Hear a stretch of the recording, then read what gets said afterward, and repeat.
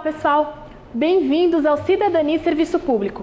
Hoje você vai assistir o reprise da entrevista concedida por José Gozzi em comemoração à edição de número 950 do programa. Depois de quase 20 anos no ar, Gozzi relembrou algumas histórias interessantes da gravação do Cidadania e Serviço Público e da luta da FESPESP aqui em São Paulo. Fique ligado, porque o nosso programa vai começar.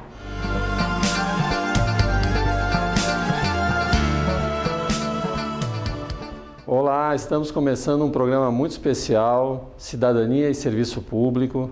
Meu nome é Sérgio Lerre, estou pela primeira vez no programa e estou muito honrado porque fui convidado para colaborar fazendo a condução da entrevista desse programa, que é um programa muito especial, como jornalista convidado. O entrevistado de hoje, um entrevistado muito especial, que é o José Gozzi, presidente da ACETEG, presidente da FESPESP, né? Idealizador desse programa, junto com outros companheiros, o Gaspar Bissolotti, entre eles. E é um programa especial por quê? Porque é o programa de número 950. Né? Não é fácil chegar ao número 950. Seja em qualquer lugar do mundo, um programa de número 950 é um programa longevo, provavelmente é um dos mais longevos da TV brasileira, né? Que programas às vezes duram um ano, duram 6 meses, duram 3 meses, fase de teste, fase de lançamento. E número 950 corresponde, se não me engano, a um pouco mais que 18 anos de programa. 19 anos. 19 anos de programa. Então é algo a ser comemorado, né? Não deixa de ser um patrimônio cultural, histórico e de informação, toda a cultura e toda a produção feita pelo programa nesse tempo. José Gozzi, você se lembra de qual foi o primeiro programa? Tem algo que te marcou na primeira produção, na primeira gravação? Olha, a questão de iniciar a Cidadania e Serviço Público nós devemos muito ao Gaspar Bissolotti Neto, que você falou. Porque o Gaspar é que descobriu que tinha a possibilidade de entrar um programa dos servidores era TV comunitária, agora TV aberta, né? E o Gaspar trouxe isso, nós começamos a discutir e acabou surgindo os primeiros programas, né? Que foi programa de debate, na verdade. Então, com o Júlio Bonafonte, o próprio Gaspar, mais de um líder numa mesa, um debate sobre serviço público. E eu faço um paralelo, porque o próprio nome do programa, Cidadania e Serviço Público, traz valores e traz conteúdos e uma preocupação com um aspecto do desenvolvimento da sociedade, sim, que já era uma preocupação muito grande desde a redemocratização do país. Sim.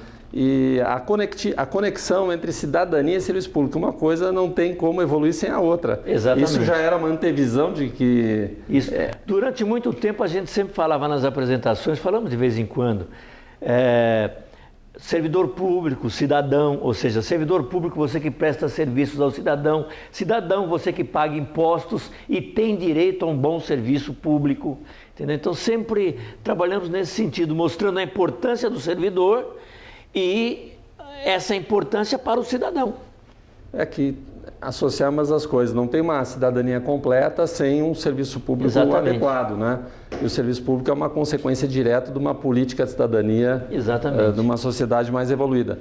E nesses 19 anos, você tem alguns conteúdos, algumas entrevistas de convidados que te marcaram, que você recordaria como que fossem relevantes, de alguma maneira se destacaram? Muitos, né? Nós entrevistamos muitos deputados. Aqui em São Paulo, por exemplo, diversas vezes, o Arnaldo Faria de Sá, que é um batalhador, está sempre com a gente.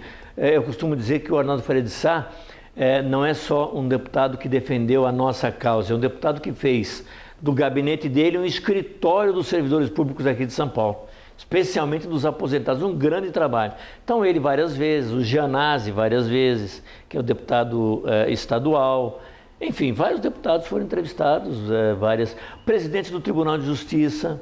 Nós tivemos um momento de uma eleição bem disputada no Tribunal de Justiça, fizemos entrevistas com os 2 principais candidatos do Tribunal de Justiça, embora a gente não tenha como influenciar no voto, mas pelo menos trouxemos para os servidores e para a população que usa o judiciário, as ideias dos 2 que disputavam a presidência do tribunal. E o que é interessante, eu acho que é bem legal a gente evidenciar, é que normalmente na televisão, no espaço de jornalismo, nós temos assim espaço para discutir a política do momento, a política de governo, a política de varejo.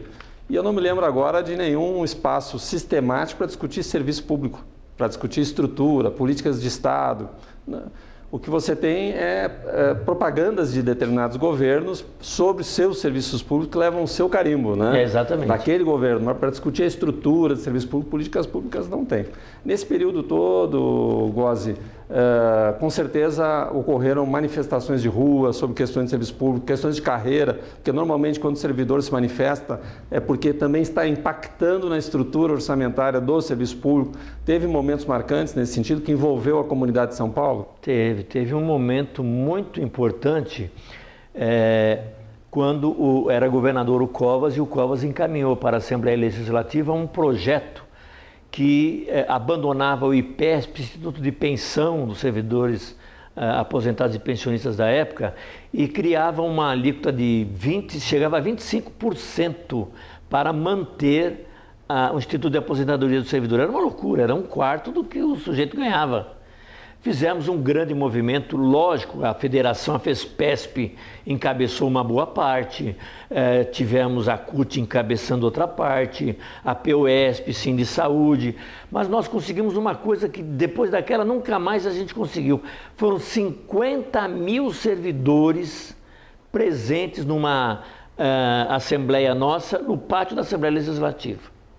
E que depois, como a coisa continuava, fizemos um movimento em frente ao Palácio do Governo com mais 30 mil servidores. 30 mil servidores em frente ao Palácio do Governo. E conseguimos a vitória, porque o projeto, embora o Covas subisse no caminhão e dissesse: eu não vou retirar o projeto da Assembleia, e o projeto foi arquivado. Esse foi um ponto importante. Um outro ponto importante foi o momento de uma greve que nós fizemos no Judiciário, que levou quase 6 meses. Qual a grande importância que teve aquela greve, e aí que a população saiu ganhando? Porque geralmente tem greve, a população fala: a greve são os grevistas, é um prejuízo no serviço público, na justiça. Não, naquele momento da greve nós mostramos, e foi veiculado pelas TVs, nós mostramos que naquele momento tinha servidor do judiciário que só conseguia trabalhar dentro do cartório porque comprou o computador e levou o seu computador para dentro do cartório. Chegou a comprar cadeira para sentar, porque alguns sentavam em pilhas de processo. Quando isso foi mostrado nas televisões, a população viu que era uma greve em favor dela também. Era uma greve que queria melhorar o serviço público. Me parece também que isso já era o programa registrando, participando, sendo uma vitrine desses movimentos, já era uma ideia muito positiva, no meu entendimento, de ter um diálogo com a sociedade, né, a comunicação do servidor público não ficar voltado só para a sua própria categoria, né, procurar mostrar e levar ao cidadão, a todas as pessoas, aquilo que de fato estava acontecendo por trás dos bastidores, né, dos serviços públicos. Que é algo, de certa forma, hoje em dia, né, você pensou isso 19, 20 anos atrás, praticamente, e hoje é uma grande questão, né? É uma grande questão, sim. Quer dizer, o servidor público conseguir ter uma fluência melhor com a sociedade, conseguir ter um diálogo direto para ter uma melhoria dos processos, né? Independente de governo, né? Porque o sistema tem que avançar. Tem que avançar. Eu me conscientizei e tento conscientizar as pessoas de uma coisa importante. Tem lá a Constituição de 88 com uma série de direitos para o cidadão. Escola pública gratuita, segurança, saúde, judiciário. Esses direitos que o cidadão tem na Constituição só chega para o cidadão pelas mãos do servidor público. Então nós somos a ligação que ele tem do direito dele em receber esse direito que está na Constituição. E às vezes para o cidadão que vai, por exemplo, num hospital, está do lado de cá do balcão, do lado de lá do balcão está o enfermeiro, o médico, o atendente, e falta remédio, o sujeito é colocado para deitar no chão porque não tem maca, ele de certa forma, se não for conscientizado, ele culpa o servidor. Ele acha que o servidor é que não está atendendo bem. E, na verdade, é uma política nefasta do governo. Como é que vai acontecer agora se aprovado o PL 920 do Alckmin, que por 2 anos congela qualquer investimento no serviço público. Então, é preciso que o cidadão entenda que nós estamos lá realmente para atendê-lo. E, na maioria das vezes, somos mal pagos e, pior, não temos condições de fazer o atendimento. Eu acho que também tem uma grande questão aí que muitas vezes os governos, isso eu acho que não é um bom exemplo que nós temos na política brasileira, é que além dessa questão da escassez, de uma infraestrutura muito vulnerável, né, seja de pessoas e seja de infraestrutura material, mas muitas vezes os governos também interessados na sua carreira política, do seu grupo político, passam também a omitir, a querer de alguma forma esconder essas deficiências do sistema, né? Porque isso em tese poderia prejudicar a sua ascensão eleitoral, né? Aí o servidor é o último reduto, digamos assim, que tem a informação correta. Verdade. Por isso que esse programa iniciado, né, há 19 anos atrás, que numa época que não tinha internet, né, numa época pré-internet, não deixava de ser já uma iniciativa para tentar aproximar e levar a informação de forma direta. Hoje, com a internet, tem algumas facilidades. Creio que ainda é muito mais importante hoje, até do que foi no passado, né, o servidor, através de todos os meios, passar informação para a sociedade. E muitas vezes essa luta é por passar informação, porque passando informação, o cidadão pode ajudar a mudar o sistema. É verdade. Né?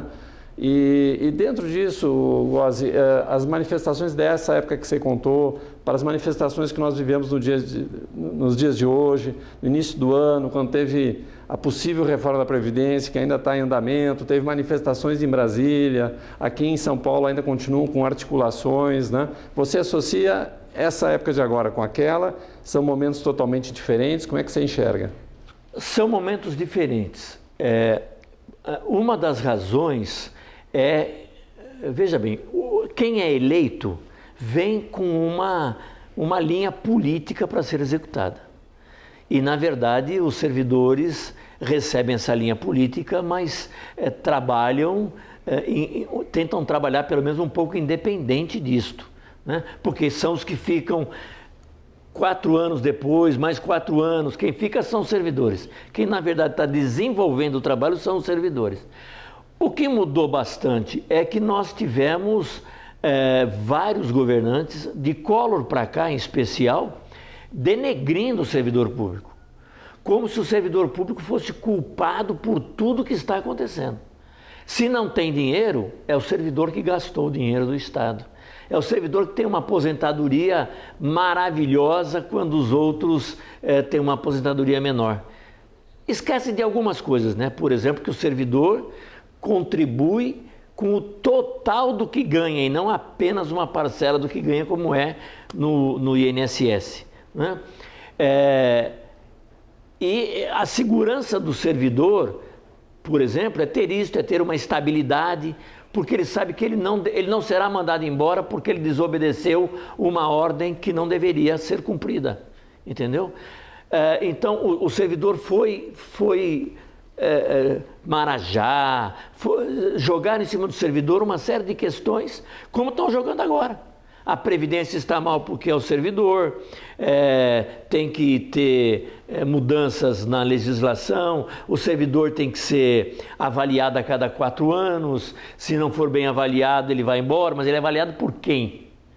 Entendeu? Primeiro, avaliar alguém que não é preparado para o próprio exercício, que isso acontece muito no servidor público. Então isso tudo mudou, mas o servidor, por isso, tem que ser mais consciente. Ele tem que perceber a importância dele. Essa diferença existe entre o passado e agora.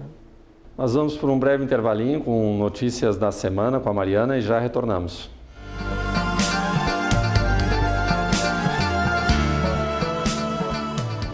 A medida provisória que aumenta a alíquota de contribuição dos servidores foi publicada no Diário Oficial da União. A matéria ainda segue para uma apreciação de uma comissão e, se aprovada, será encaminhada para o Congresso Nacional. Além de aumentar a contribuição social de ativos aposentados e pensionistas de 11% para 14%, a partir já de fevereiro de 2018, a medida reduz o auxílio moradia dos servidores em 25 pontos percentuais a cada ano e cancela o reajuste de servidores públicos federais. Essa é mais uma das atrocidades que estão em Brasília para acabar com os direitos dos servidores. Voltamos à nossa entrevista com José Gozzi.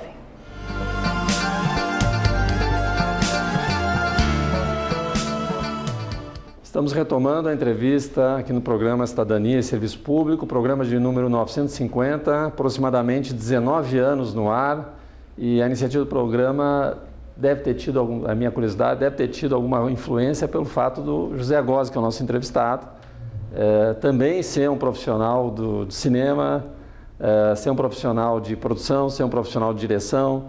Lá naquela época, você já percebia, Gozzi, a importância da comunicação como ferramenta de relação dos servidores com a sociedade, como ferramenta política, como ferramenta social? Sem dúvida.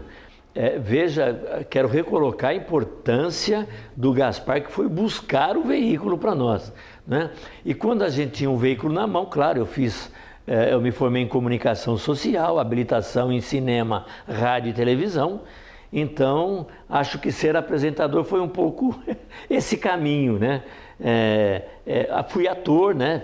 Fiz filmes como ator, dirigi, fiz edição. Então, ele é o cara e tal. Então, talvez eu tenha entrado nesse momento. Como professor também, né? Professor de cinema, durante 36 anos, isso também ajuda a gente a se desenvolver melhor, né? E no mundo de hoje, né, para fazer liderança política, liderança setorial, falar não só com os seus, mas falar com os outros também, a comunicação passou a ser extremamente relevante.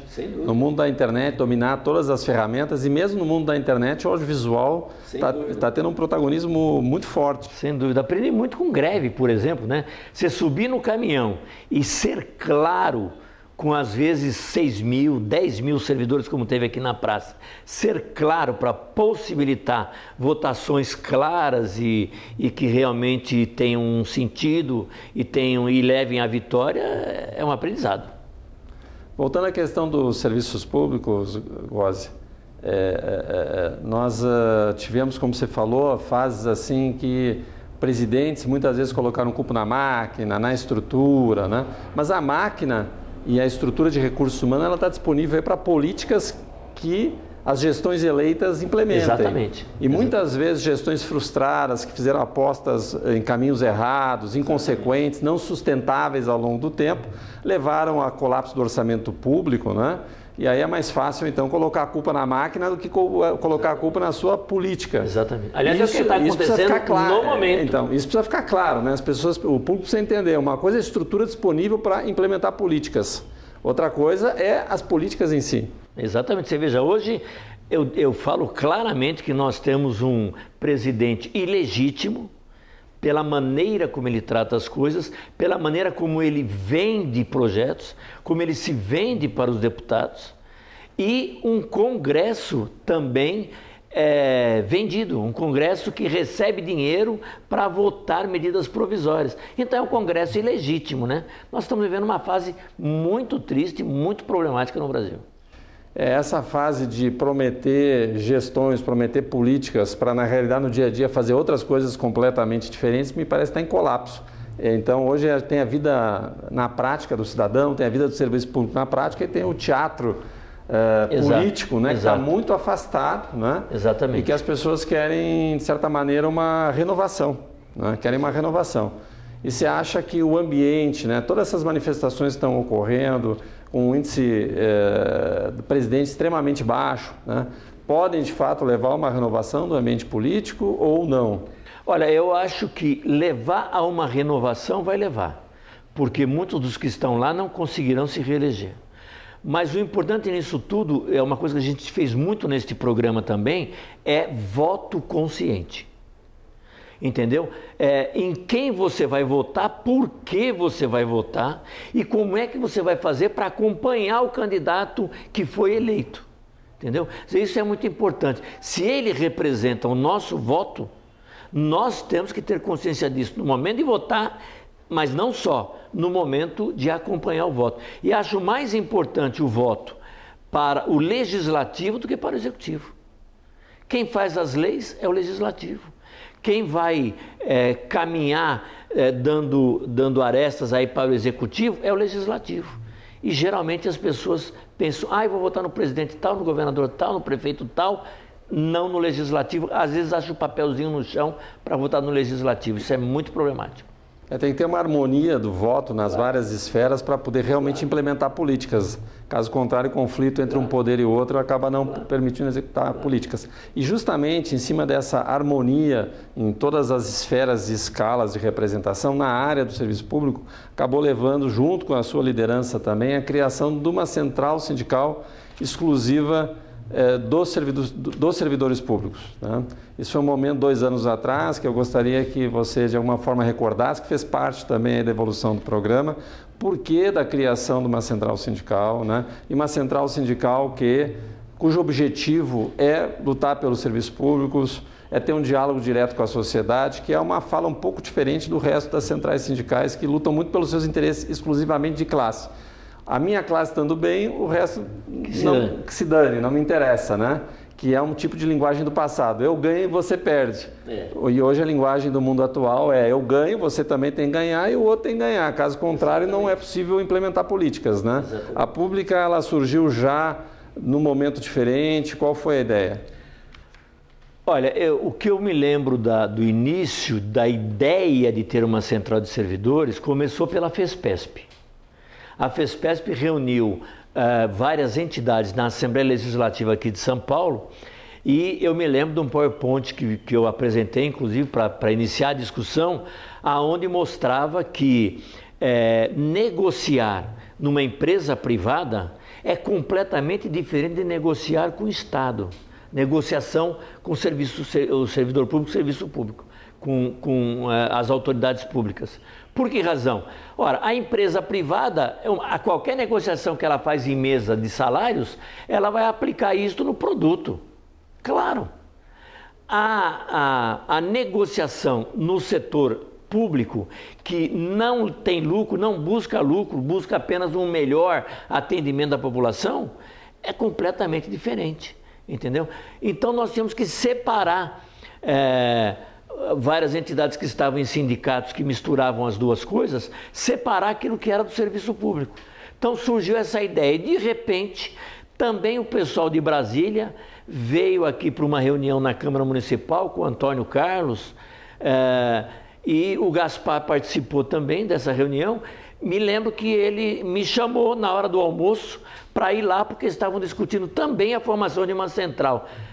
Para mim, assim, o sonho está se realizando, entendeu? Fomos lá, começamos a discutir a importância de ter essa central e logo depois teve uma reunião aqui em São Paulo com o pessoal de vários estados, onde se formalizou a fundação da Pública Central do Servidor. E ali a primeira diretoria com o Newton presidente, Newton Paixão lá de Brasília presidente, e vários estados nas diretorias, e já montando agora representação em vários estados, né? Você mesmo é um batalhador para que isso aconteça. Exatamente. Eu acho que, inclusive, várias lideranças da pública, do serviço público em geral, têm na memória uma época, é importante dizer, porque hoje em dia tem um volume muito grande de novas gerações, mas as lideranças mais antigas têm na memória uma época em que o serviço público era um serviço público extremamente conceituado, em que as escolas públicas eram as escolas preferidas, você tinha que fazer um exame de admissão para entrar numa boa escola pública, né? Quem ia para a escola privada era um repetente, né? Ia para lá porque não queria rodar de ano, né? Um hospital público, esses grandes hospitais particulares são algo muito recente, os hospitais públicos eram grandes, hospitais melhores, né? Então houve uma virada muito grande e eu acho que existe uma esperança que é possível voltar a esses tempos, reestruturar, né? E que isso, ao contrário de impedir, implodir economicamente o orçamento público, bem pelo contrário, dá uma estabilidade, permite uma democracia de bem-estar social, isso dá uma civilidade entre as classes diferentes. Você me lembrou uma coisa, o Hospital do Servidor Público aqui de São Paulo, ele, num certo momento, era considerado o melhor para hospital de referência das crianças. Na área infantil, pediatria. Pediatria. Era quando na América Latina o melhor hospital. E era um hospital escola. Olha hoje como ele está defasado, abandonado, sem dinheiro. Então, realmente, assim, para chegar nesse tipo de situação que é hoje o serviço público, teve uma política de sucateamento por trás, de desinteresse, um espaço muito grande do interesse privado dentro do setor público para desenvolver. Desinteresse do público e interesse do privado tomando conta. É a área de saúde, né, que a gente vê que pessoas que saíram recém de operadoras de saúde assumem cargos no Ministério de Saúde e favorecem um ambiente de negócios, reduzindo o espaço do serviço público, né? Então, tudo isso realmente é relevante, se passou nesse período. Estamos encerrando o programa. O Thiago, gostaria de agradecer mais uma vez de ter me convidado aí para ser o jornalista da sua entrevista aí no programa de número 950. Eu sou também um profissional de TV e falo, não é fácil, é um recorde aí de programa de longevidade. E então, realmente tem todos os méritos. Parabéns, Gozzi. E te peço aí uma consideração final. Eu quero dar parabéns ao trabalho todo que a FESPESP fez nesse período, né? Isso foi muito... A FESPESP é muito mais importante, às vezes, do que a própria entidade que pertence à FESPESP tenha percebido. E quero aproveitar e agradecer a sua presença, porque você tem feito um trabalho maravilhoso, gravando a TV do servidor, da pública, não é, onde nós já tivemos presentes. Então, obrigado por ter vindo e esse pessoal todo que nesses 19 anos tem assistido nosso programa, obrigado a eles também. Seguimos em frente, rumo ao programa 1000 em breve.